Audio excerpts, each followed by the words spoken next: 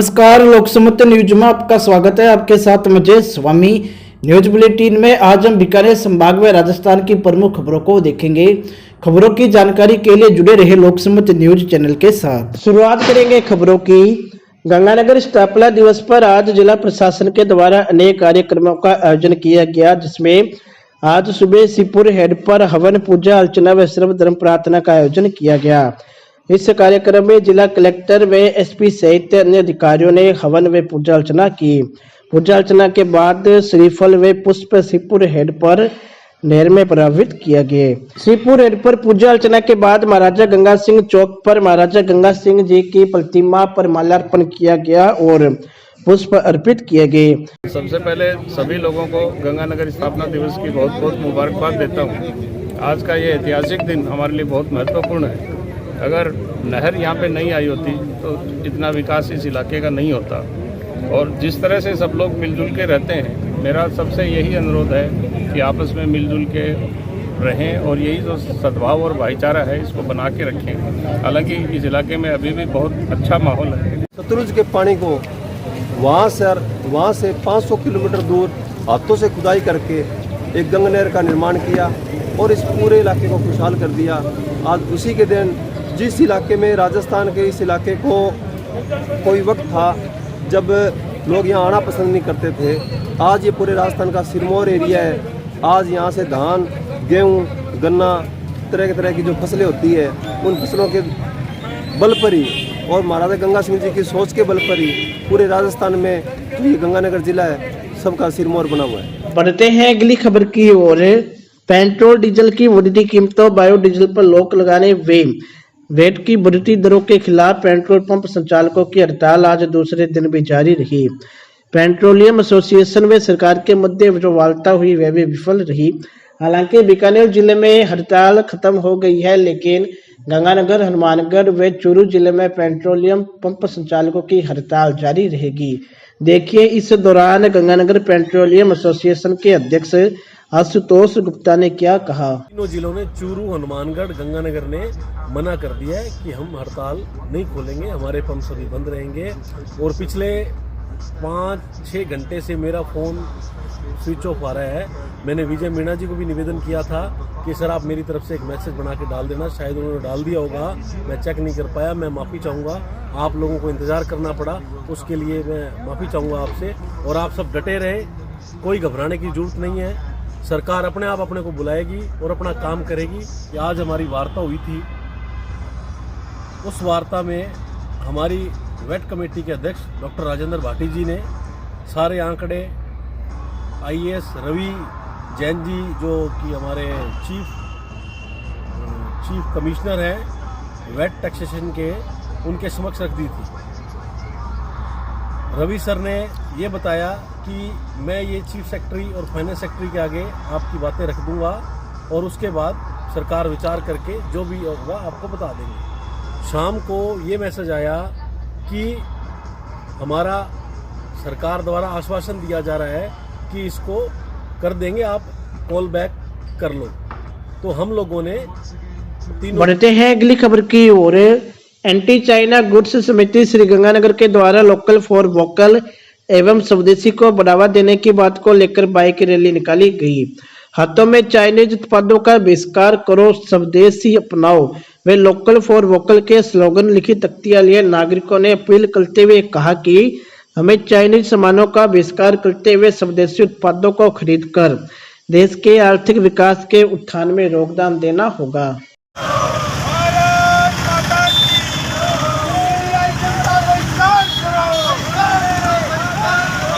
हमारे प्रधानमंत्री वोकल और लोकल की बात कर रहे हैं, स्वदेश की बात कर रहे हैं। हम उसको बढ़ावा दें। आपका बहुत बहुत धन्यवाद। हमारे देश में कैलाश सिंह एक बात को बता रहे हैं, 1 मिनट के लिए ये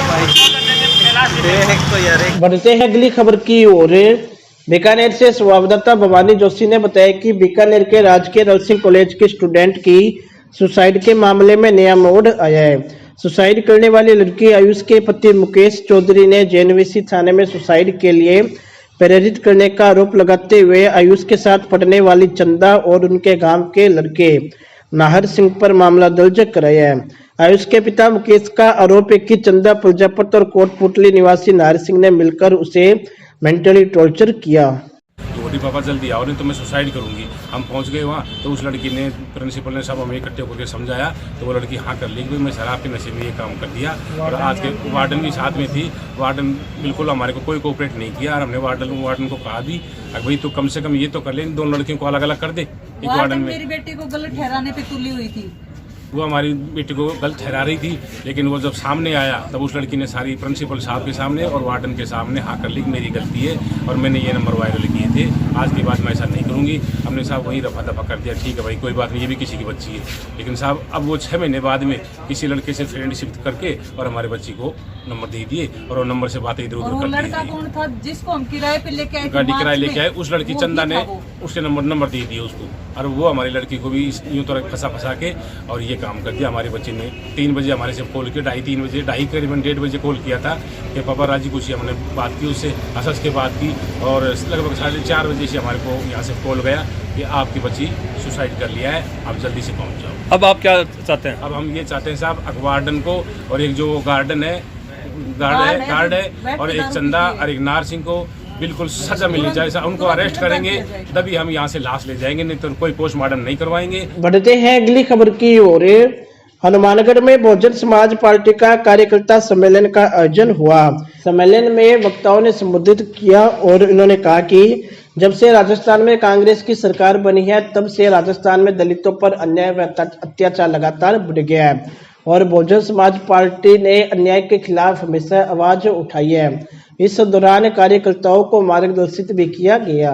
बिल्कुल, मैं तो ये कहना चाहूंगा, ये आज की बात नहीं है। पिछले 3 साल से जब से कांग्रेस की सरकार राजस्थान में बनी है, खासकर जो दलित वर्ग के लोग हैं, कमजोर वर्ग के लोग, उनको चुन चुन के निशाना बनाया जा रहा है। उन पर जुल्म जाति अन्य अत्याचार की एक तरीके से इंतहा हो गई है। और पिछले 6 महीनों में जिस प्रकार की घटनाएं इस राजस्थान को कलंकित करने वाली हुई है, क्योंकि दलित समाज के युवाओं को तमाम जगह पर पीट कर मारा जा रहा है। आज हनुमानगढ़ जिले की हम बात करें तो हनुमानगढ़ जिले के प्रेम प्रखंड में जिस प्रकार से एक दलित नौजवान को पीट कर उसकी हत्या की गई और उसकी लाश वहां फेंक दी गई, 3 दिन तक शासन प्रशासन का कोई नुमाइंदा वहां नहीं पहुंचा। जब बहुजन समाज पार्टी की राष्ट्रीय अध्यक्ष आदरणीय बहन कुमारी मायावती ने वहां से ट्वीट किया, तब प्रशासन की आंखें खुली, तब सरकार की आंखें खुली, तब जाकर कलेक्टर एसपी यहाँ चलकर आए। इसी प्रकार की घटना चाहे भरतपुर हो, चाहे अलवर हो, चाहे जालौर हो, चाहे नागौर हो, इसी प्रकार की तमाम घटनाएं युवाओं को पीट कर हत्या करने की हुई है। शर्मनाक बात तो यह है कि अपराध करने वालों का हौसला इतना बढ़ा हुआ है कि वो हत्याएं भी करते हैं, बलात्कार भी करते हैं, उनके वीडियो बनाते हैं और उन वीडियो को वायरल करते हैं। इसका मतलब ये है कि राजस्थान में कानून का शासन बिल्कुल नहीं है, जंगल राज हो गया है। बढ़ते हैं अगली खबर की ओर। पेलेबंगा में संयुक्त किसान मोर्चा के द्वारा उत्तर प्रदेश के लखीमपुर खीरी में हुई घटना के विरोध में प्रदर्शन किया गया। किसानों ने इस मांग को लेकर अपना ज्ञापन भी सौंपा। ज्ञापन में बताया गया कि उत्तर प्रदेश के लखीमपुर खीरी हत्याकांड के दोषी केंद्रीय मंत्री को पद से बर्खास्त किया जाए और इस घटनाक्रम में जो भी आरोपी है उन्हें जल्द से जल्द गिरफ्तार किया जाए। इसके अलावा इन्होंने धान की सरकारी खरीद शुरू करने की मांग की और को तुरंत सर्वे करवाकर किसानों को मुआवजा दिलवाने की इन्होंने मांग की। किसानों की हत्यारी सरकार मुर्दाबाद, मुर्दाबाद, मुर्दाबाद। किसानों की हत्यारी सरकार मुर्दाबाद, मुर्दाबाद, मुर्दाबाद। रुक करेंगे अगली खबर का।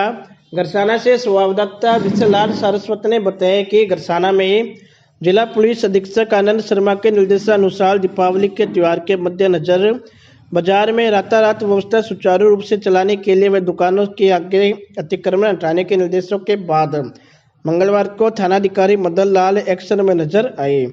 थानाधिकारी मदन लाल ने मंगलवार शाम को मुख्य बाजार में पुलिस जाब्ते के साथ गश्त कर दुकानों के आगे से सामान हटवाया और उन्होंने सख्त निर्देश दिया कि कोई भी व्यापारी अपनी दुकानों का आगे सामान लगाकर नहीं रखेगा। अगर नियमों की पालना नहीं की गई तो मौके पर सख्ती कार्रवाई की जाएगी। इस दौरान तहसीलदार दानाराम भी मौजूद रहे।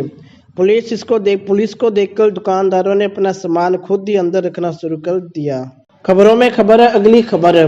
पीलीबंगा से संवाददाता सुशील काटपाल ने बताया कि पीलीबंगा के नए बस स्टैंड के दुकानदारों ने नगर पालिका अधिशासी अधिकारी को ज्ञापन सौंपकर गंदे पानी की निकासी करवाने की मांग की। इन्होंने कहा कि बरसाती पानी की निकासी के लिए बोरवेल बनाया जाए और गंदे नाले की सफाई करवाने की मांग की। दुकानदार किशन लाल ने बताया कि इस नाले को बने हुए काफी समय बीत जाने के बावजूद नाले की सफाई नहीं की गई। इस कारण नाला जगह जगह से अवरुद्ध हो जाता है और नाले का पानी रोड पर आ जाता है, जिससे आने जाने वाले नागरिकों को काफी परेशानी का सामना करना पड़ता है। दुकानदारों ने बताया कि गंदे पानी की निकासी नहीं होने के कारण उनकी ग्राहकी भी प्रभावित होती है और दुकान पर उनके ग्राहक भी नहीं आते हैं। दूसरी ओर गंदे पानी से मौसमी बीमारियों के फैलने की भी आशंका रहती है। बढ़ते हैं अगली खबर की ओर। हनुमानगढ़ में अग्रणी बैंक SBI द्वारा जन सुरक्षा योजना अभियान एवं क्रेडिट आउटरीच कार्यक्रम का जंक्शन स्थित व्यापार मंडल धर्मशाला में आयोजित किया गया। कार्यक्रम का उद्घाटन जिला कलेक्टर नचमेल डेल ने किया। इस कार्यक्रम में जिले के कार्यरत सभी बैंक और सरकार द्वारा प्रायोजित योजनाओं से संबंधित विभागों ने हिस्सा लिया। जिला कलेक्टर नचमेल डेल ने कहा कि सभी बैंक कमजोर आय वर्ग, महिला स्वयं सहायता समूहों और असंगठित क्षेत्रों के लोगों के जिन आवेदनों का संवेदनशीलता से निस्तारण करें। भारत सरकार और राज्य स्तरीय बैंकर समिति के तत्वावधान में ये 16 अक्टूबर से लेकर 30 अक्टूबर तक क्रेडिट आउटरीच, और जिस एरिया में क्रेडिट फ्लो कम हुआ है और जहां आवश्यकता है कोविड सिचुएशन के बाद में कि उन लोगों तक जो क्रेडिट का लाभ पहुंचाया जाए, और जो केंद्र सरकार की सुरक्षा बीमा योजनाएं हैं उन बीमा योजनाओं में सभी जनधन खाता धारकों को कवर करना, और जो लोग 2014 के बाद में मेजर हुए हैं उन लोगों के बैंकों में खाते खोल के उनको बैंकिंग सिस्टम से जोड़ना है। इस कार्यक्रम में आज सभी बैंकों के सहयोग से 51 करोड़ रुपए के ऋण वितरण ये करीब एक हफ्ते की अवधि के अंदर किए गए हैं, 16 से 23 तक, और ये प्रोग्राम अभी 30 तक जारी रहेगा। और 30 के बाद में जो भी स्टेट की प्रोग्रेस होगी वो सारे बैंकों की प्रोग्रेस जो है हमारे राज्य स्तरीय बैंकर समिति द्वारा रिव्यू की जाएगी।